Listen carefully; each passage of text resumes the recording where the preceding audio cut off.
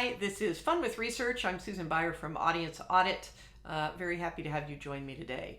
For the last month or so, I've been talking about the research we have around thought leadership in particular.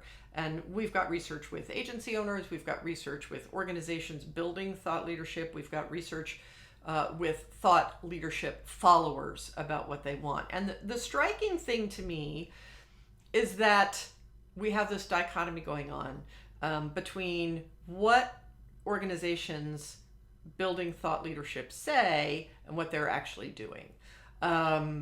There is overwhelming agreement in our studies from agencies and organization leaders that thought leadership is worth doing for organizations. There is overwhelming, strong agreement that thought leadership builds a reputation, that it builds an understanding of differentiation for your organization, and that it builds a new business pipeline. It builds other things too, but there's no argument really that thought leadership does those things. That's widely recognized and embraced. However, we have a lot of organizations not doing thought leadership at all, or not doing it well. And so they know it's important, they admit it's important, but it's for a lot of organizations, they're falling down on the job with respect to thought leadership. So I want to talk about that dichotomy today, and really 3 reasons organizations give for not doing thought leadership well, or not doing it at all. One is frankly just a lack of priority, especially relative to client work. It's this cobbler's kid problem, where we got a lot of marketers out there who are doing great work for their clients, a lot of consultants who are doing great work for their clients, telling them often that they need to build a thought leadership reputation and working to help them do that, but not doing it for themselves. And that's just simply, I think, forgetting what they know to be true about the value of thought leadership. And we just, it's like exercise for me. We just sort of push it off even though we know we should be doing it. So that's number 1, is just a lack of priority. Number 2 is a lack of consistency. So even if you say we're doing thought leadership, we don't really do it very consistently. It's, we come out with something once in a while, we post occasionally, and often this boils down to a sense of workload of what is required to build a thought leadership reputation, and folks saying, well, it's our busy season, we can't do it when it's like that, or we're too small to be able to generate that amount of content that we need to generate. So, the intent is there, but they're really not doing things consistently. Maybe they do it for a month or 2 and then it sort of falls off and they stop. So lack of consistency is a problem. The third thing is a lack of focus. And I don't mean focus in terms of let's focus on getting this work done. I mean focus in terms of who is the audience that you want to serve with your thought leadership. There are a lot of generalists out there. And being a generalist isn't helpful with thought leadership because it doesn't make you look like an expert. So what is the audience that you really want to focus on with your topic, that you want to serve with your thought leadership? What is your topic? What are you going to talk about? Once you've chosen an audience, you still need to choose something that you're talking about, a problem, a challenge, an approach. And a lot of folks sort of maybe haven't thought about what that topic actually is, and it's more sort of a let's sit around the conference table and think about what we can talk about this week sort of situation. And finally, point of view. And this is one that affects a surprising number of the people that we talk to when we start sort of getting into the what is your organization's point of view about things. They sort of look around and go like, oh, I don't know if we have a point of view, or we haven't thought about that really. Some have a very clearly defined point of view. They've come up with models that demonstrates their approach to things, but many have not.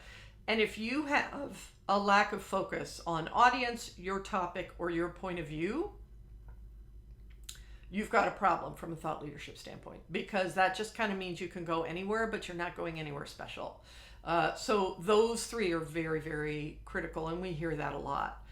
I will tell you what I think. And I think this is what many folks don't say. In research we did with Predictive ROI a couple of years ago with thought leadership followers, these are people who follow B2B thought leaders. Among those followers, 77% of them think most thought leadership is worthless. Most of it is BS, just ego and pitching and not very helpful. 77% of us who are following B2B thought leaders, which probably includes most of you if you're watching this video, really don't think most thought leadership is very good. To the point where thought leadership, sort of that phrase, sort of can leave a bad taste in people's mouths. Because of what it's associated with. It's this experience that many of us have had where you sort of go onto somebody's video or you sit down in their session at a conference and you're disappointed because they're not really trying to help. They're not really providing anything new or insightful. And they're not really providing you quality advice beyond, hey, buy what I sell, which is a real problem.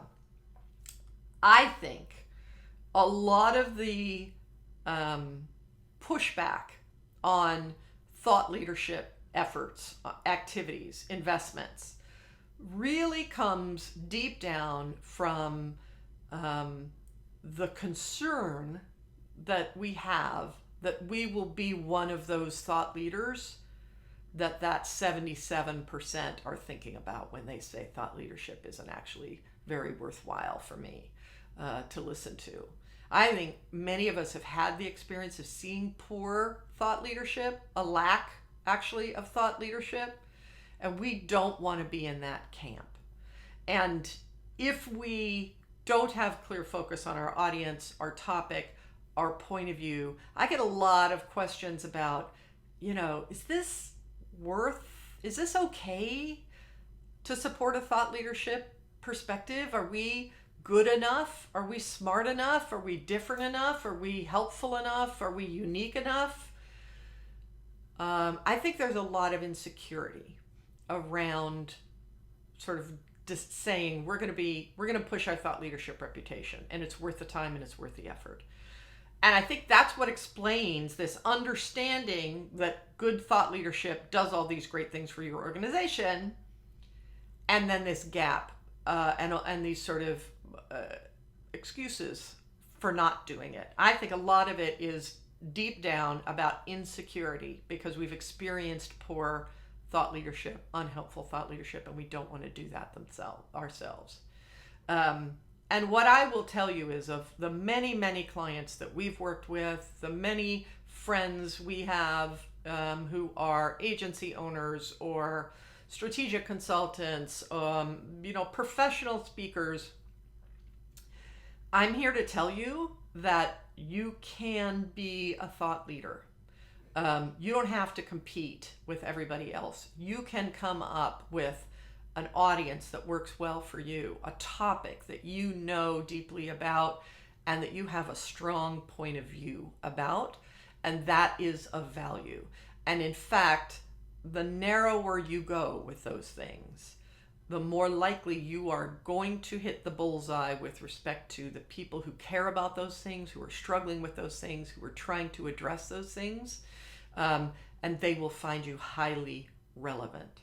So if you are in an organization or you are a leader at an organization that knows you should be doing thought leadership and are not doing it, I want you to think about why. And is it really the workload? We do thought leadership here at Audience Audit. We have 2 employees, and I'm doing the thought leadership almost single-handedly. So you can do it, trust me. Is it, a lack of priority versus client work? Sure, but why are you deprioritizing it if you know that it would help your organization?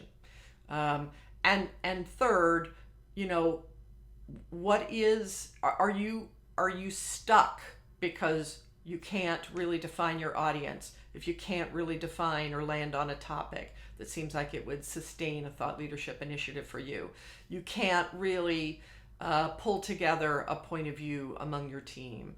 Those are real issues, but I think they all boil down to this: we're not good enough to be thought leaders. And I want to challenge you on that perspective, because we've worked with a huge number of organizations who felt the same way and have proven themselves wrong. So today I just want you to think about the barriers your organization has to developing a strong thought leadership reputation.